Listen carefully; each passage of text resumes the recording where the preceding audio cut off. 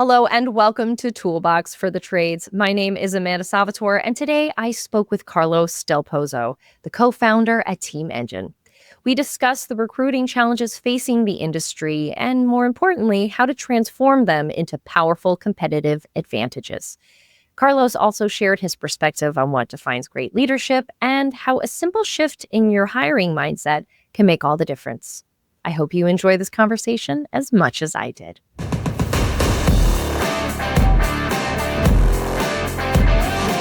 Carlos Del Pozo, you are the co-founder at Team Engine, and today we are going to be discussing how to turn recruiting challenges into your competitive advantage. Thank you so much for coming on Toolbox for the Trades. Thanks, Amanda. I'm excited to be here. I'm excited to talk about this. Recruiting and retention are always on top of mind for our listeners, so I know they're going to get a lot of value out of this conversation. But first and foremost, we always like to start with a little icebreaker here. So, what's a movie, book, or song that has had a significant impact on your life? I actually am going to come with a TV show, and that TV show is Band of Brothers. It was pretty formative for me. I ended up actually being an infantry officer in the Army, and I actually ended up in the 101st Airborne Division, which is the unit that the story sort of follows. And it was formative for me, both in giving me an exposure to just the military, but then also there's a lot of leader personalities and profiles that the story covers. And that was also pretty instructive for me from a leadership perspective. Did you watch that show first before you went into the military, or was that, did it inspire that, or did it come after that experience? It was beforehand, and I've watched it since then. I did ROTC in college before I actually commissioned and became an officer. And we even used it occasionally as like a training tool, like the way that when you're in, high school, the substitute teacher comes in and rolls out the VHS tape and puts it on. There's a little bit of that element to it, but with a little bit more discussion and actual engagement on the topic. It was just a really good educational content, both in, what good leadership looks like, and then also what, not so good leadership looks like. It shows you different flavors of good and different flavors of bad, which was useful learning. Well, we're going to kind of dive into leadership as well today. But first and foremost, I'd love to find out how you found yourself in this industry. I grew up in a small family business. Both my parents were entrepreneurs. Both my grandfathers were entrepreneurs. I had a lot of exposure to construction and landscaping and the trades. Growing up, I went to college. I was an ROTC, graduated, became an Army officer, then went to business school. And coming out of business school, I was really interested in getting into, small business entrepreneurship. And I decided to pursue that from a little bit of a different lens. I decided to do that by going out and looking to acquire and operate an existing company myself, and how to focus on companies that had field workforces, companies where the workforce and the operations felt familiar to my experience as an infantry officer. I just thought that I would have a little bit of an advantage going into that kind of a context based on my background. In the course of looking at those businesses and talking to those business owners, I came across, a relatively universal theme, which was surprising to me. And that was so many of those businesses were not constrained from a growth perspective from leads or sales or demand. They were really constrained from a supply perspective in many cases, and from a labor supply perspective. They had a lot of trouble finding people, keeping them, getting them to be effective and productive. And so they couldn't grow as quickly as they could otherwise, purely because they didn't have people who do the work. And so that was sort of the insight that spurred myself and my co-founders, to start Team Engine. So for those who don't know, what is Team Engine? I know you went into a little bit of how it came about, but I'd love to hear your mission. Team Engine helps companies, primarily with field workforces, recruit, retain, and engage their workforces. So we're very active in the trades. We're very active in construction, landscaping. Basically, these are companies that have unique workforce dynamics that we find are pretty underserved from traditional technology solutions, especially in the HR space. And so that's really our niche and where we focus. So when you started Team Engine, you saw these gaps in HR software. So what were some of the specific frustrations you saw owners dealing with that really highlighted the need for Team Engine? In terms of the impact of what they were seeing on the labor supply and their frustration, they were leaving revenue on the table was the thing at the end of the day. They had projects that they couldn't fulfill that were in front of them. They had to turn down opportunities because they just didn't have, the people to work those opportunities. And it even extends so far as, not having the confidence to sell work because you're not sure if you can scale your capacity to meet the work that you've sold. So there's a lot of kind of downstream impacts. Where it's manifests, where it actually shows up for businesses, it can show up in a lot of different ways. And for a lot of businesses, it shows up in multiple places. The funny thing is, a lot of what I heard people talking about was they were talking about not having enough applicants for their jobs. So a lot of people, basically, if you think about recruiting and hiring as similar to sales and marketing, but just with a different end state, they were basically complaining about not having enough leads for employees, which I think is the case for many businesses. But when we dug in, what we actually saw was there was a lot of what was happening after they got leads and applicants was where the challenge actually existed. So they were getting applicants, but not following up quickly enough with them, not screening them effectively. So they were having great applicants just, kind of die on the vine, if you will. Or they would actually hire those folks, but then not do anything to retain or set them up for success. And so they would leave. So the focus that we found in the market was really on what I would describe as like the top of the funnel. So just like getting the applicants. But where we saw a lot of the actual issues and a lot of the opportunity for impact was downstream of that. So you were saying how through the process, often you're able to get these applicants, but maybe there's this bottleneck issue. We're losing them through the process. What are some of those hiccups in that process that you found? Where are we losing people? The biggest one is right up there near the top. It's after folks are getting those applicants, they're just not getting back to them fast enough. What I mentioned earlier about thinking about recruiting and hiring as similar to sales and marketing, if you're good at sales and marketing and you put a lot of emphasis on your sales team following up quickly, having a really high speed to lead, you should be just applying all those same, frameworks to recruiting. But we so often see companies where they don't. And I think it stems, there's a mentality that we do run into occasionally, which I think is fading out. It's not as common today, but it still is around. And it's a mentality where employers think about applicants and potential employees as being lucky to have a job. I go back to an experience that I had when I was starting this company. Actually, I reached out to a pretty successful operator of a company in the trades, was just trying to, learn from their experience. I asked them, what do you do that makes folks want to work for your company? And his response sort of took me aback. His response was, I pay people. It was nothing else to it. It's just like, I give them a job. I think that mindset is fairly common. And so if you take that mindset and you think about the bottleneck that we just discussed, which is getting an applicant and then getting in touch with them and moving them to the next step. If you think that this person is lucky to even, consider or have you consider them for an opportunity at your company, it probably makes sense that you would, have them wait around for days. But it doesn't make sense if you are considering the fact that they have a lot of other options. If you're not first, in many cases, you're going to be last. I think it's about shifting that mindset. I know that when we're talking about the generations, very often it is a bit of an old school mindset that just happy to have a job. But in reality, we really need to think about who we're employing and that it's this two-way street. So how does Team Engine help with this labor issue and turn it into a competitive advantage? Going back to this one stage that we just talked about, getting an applicant and transforming them into not just a resume, but like a person actually walking through the door. That is a task that is pretty tedious, pretty manual. You have to go through a lot of resumes. You have to do a lot of screening. Everybody in your team has a different way of looking at them. Some people are looking for this.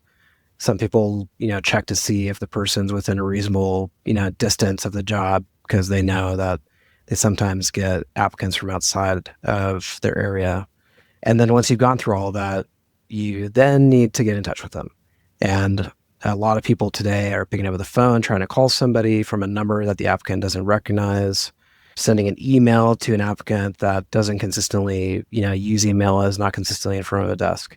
So just like there's a real big like ships passing in the night thing going on between applicants and employers, we find. And so part of what we do is we give you the best practice for like how to actually be effective throughout all these stages. But in particular for this stage, one example is we find that first engagement, that first touch point between an employer and an applicant is most effective when it happens over a text message.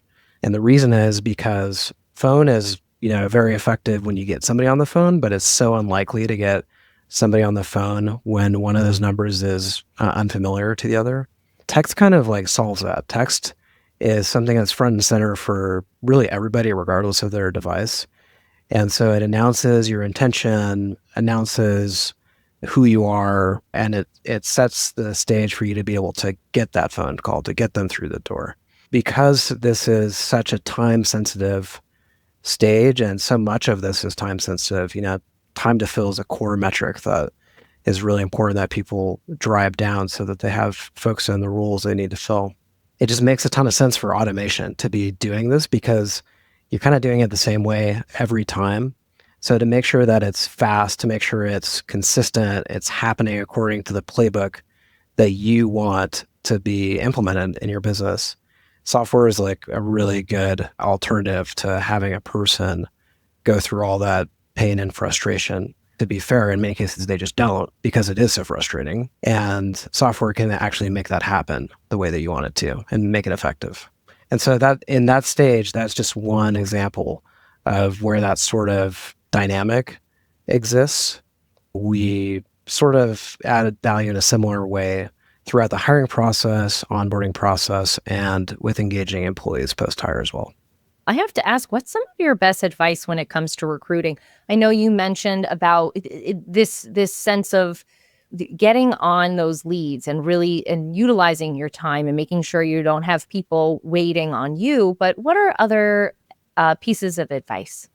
Be thoughtful about your job descriptions. And again, I'm going to be going back to this theme. Hopefully, people come out of this with one thing. It's that, recruiting is sales and marketing. Thinking about your job description from a lens of marketing your jobs and your companies.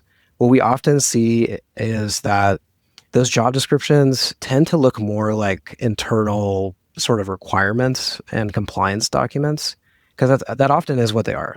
People often create those internally and then they just copy paste those onto Indeed or another platform. But that is not the right angle for you to be taking with your audience, which is prospective applicants. A job description that is internally focused leads with requirements and reasons why somebody would not be a fit. Something that is more marketing oriented leads with all the reasons that they would, while also making sure that they have the information they need to self-select as to whether it's a good fit for them. So just thinking from the top of the funnel, job descriptions are just such a huge opportunity for so many companies just to be more competitive. If they can just take the structure of their job description, which probably has the benefits at the bottom, and then flip it. That change in itself will take you from a C- to a B+. But that's probably the starting point. Beyond that, I think that companies also, just from a high level, have a big opportunity to think about employer branding and make that a priority. For these companies, your people are your brand. So if you think about it, actually employer branding, anything that's going to influence who you employ and how they represent your company is really your company brand. So I recommend that companies think about employer branding as a component of just their brand and their marketing overall. And then the last thing, and maybe I'll mention, is, and there's a ton, but this is like maybe the another one of these like low hanging fruits that I see is so many companies hire somebody and then they sort of like, claim mission accomplished and say the job is done. So they think about hiring and recruiting as this like linear experience where they should be thinking about it as really a cycle. The result of that is that so many companies hire somebody, lose them, go back and try to hire somebody again, and they just kind of get worn down because it's so defeating to put so much into hiring and then have somebody leave. And we see this a lot. They sort of end up putting less into hiring as a result. And so it becomes a self-fulfilling cycle. Generally thinking about, recruiting from a marketing lens and then making sure that you have a strong onboarding and ramp up plan and playbook for your new hires. Those are probably the biggest low-hanging fruit. I know you kind of touched on this at the end, but I would love to talk about retention because this is such an issue. So once you've hired someone, your job isn't over. What should owners consider after they're done with the hiring process? What should they be considering? Just like they've constructed a funnel, hopefully, for their recruiting and definitely for their, leads, they should be thinking about what the funnel looks like post-hire as well. We basically recommend that folks sit down and come up with a playbook of what the ideal experience for a new hire looks like in the first 30, 60, 90 days. If everybody had the same experience, had the same interactions with leadership, with the team, the same points of time in those 30, 60, 90 days, and they could just like make that consistent, what would that be? And so it should probably be things like collecting feedback from a new hire about their onboarding experience whenever that ends. Making sure that every new hire at a certain point, I would typically recommend 30 days, is asked for a referral. Making sure that those folks are given a ton of information and that their supervisors are reminded, as well as anybody in HR is reminded about their eligibility for benefits and making sure that they get enrolled. And then, checking in at month 2, et cetera. If you want to get really creative and be really on top of it, you can make sure that, you're recording a welcome video from the owner and making sure every new hire gets that on their second day. You can be sending them links to get enrolled in all the software and resources that they're going to need. It's just making sure that everybody is getting the experience, getting the information, getting enabled for success the right way versus just, sort of having them show up and hope that the right things happen. And to build that playbook and make sure that you have an opinion about what that is not very hard. That takes 5 minutes, whereas hard is making it happen. But it's a really great start to just like, figure out what it looks like.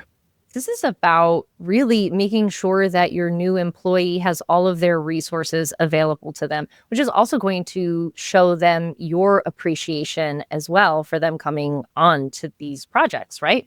We talked about building this playbook and executing this playbook, which often comes down to leadership, being able to execute. So I'd kind of like to talk about your leadership style. You talked about seeing some good leadership styles, some bad leadership styles in your experience in the military. So what would you say to those who are interested in maybe upping their game with their leadership? It's really important to both model what right looks like, but then also be ready to empower the folks that work for you. And that's part of what this playbook is about. I think a lot of owners, they have that kind of stuff like in their head. A lot of leaders know what right looks like. They may have an expectation of their team that they haven't stated, or if they have stated it, they've stated it once. They haven't transformed it into like an artifact that is something that people can utilize to understand what the leadership's intent is, what they can and cannot do to achieve that, and what success looks like. And so having this playbook, for example, for retention, it shows that you have a priority around this. It shows you what, success looks like. And then it's not a bad idea to have there be some responsibility that is yours as a leader in it. Like if you want to be recording that video or having a one-on-one or, meet and greet with every, new hire, it's up to you. That everybody sort of has a different style, but that's probably what I would recommend is making sure that you are signaling that it is important and that people should be taking it seriously by yourself being involved and taking it seriously, while also being clear about your expectations are so that people can make it happen in your absence. So, Carlos, looking towards the future of recruitment and retention, what do you think that looks like? What are you getting excited about? I think we're in a really interesting place where we do have a labor shortage. There are fewer and fewer folks in the workforce every year, every decade. It makes me really happy when I see people investing in, workforce development programs, apprenticeship programs, in-house, training and education programs. I think all of those are the right things. What's really interesting to me is that we're in this moment of scarcity when it comes to people to do the jobs, just as AI is just showing us more and more about what it can do. The thing that's interesting to me is that I think for a long time, so many people assumed that the roles that would be automated would be the ones that our customers are hiring for. What we're seeing is actually it's like quite the opposite so far, is that it's really a lot of desk jobs that are being the ones that are being disrupted or changed by AI. And so thinking about recruiting and retention, particularly in like the space of the trades, I think there's this really interesting sort of thing happening in parallel where on one side, I see a ton of potential for AI to really enable the most forward-leaning organizations to outcompete even more than they are already for the talent that exists and the folks that they need. So much of the stuff that we've talked about where automation can, provide a strong solution, AI can just like go even further. And so that's something that I am excited about. But at the same time, what does that look like for those roles themselves? Like, how does AI actually change the role of an HVAC technician? And I think a lot of like really smart people are working on that and trying to figure it out. But the one thing that we're not really seeing today is robots doing that kind of work. So how does it evolve that role? The thing that I would assume is that it would just make people so much more capable of being generalists. You would potentially need fewer folks because you would need less specific skill in any individual hire because more people can just do more things because they have the information they need and the guidance that they need to do it without having to get the actual classroom training. That sort of dichotomy, I guess, is an interesting one to pay attention to, where I think that recruiting and HR, that sort of function is really going to be highly enabled by AI, by everything that I see and everything that that we're working on. I'm excited to see, how that translates, if at all, over to, the professions and the roles themselves that our customers are hiring for. If people are interested who are listening to get in touch with you, how would they go about doing that? Any of this is interesting to you, I'd really recommend you check out our website and particularly our resources section. So our website is teamengine.io.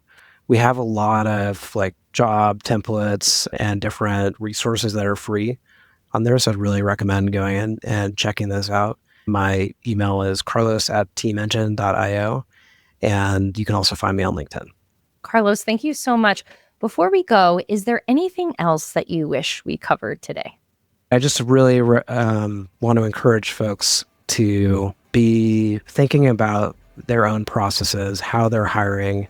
Are they really, trying to be competitive? Are they really trying to stand out and provide a great applicant experience while also providing a great experience for their employees and their hiring managers who are involved? If not, there's a lot that you can do starting with the stuff that we've talked about, but there is an opportunity to actually meet the challenge of finding the people they need. Incredible. Thank you so much for coming on to the podcast today. Thanks, Amanda.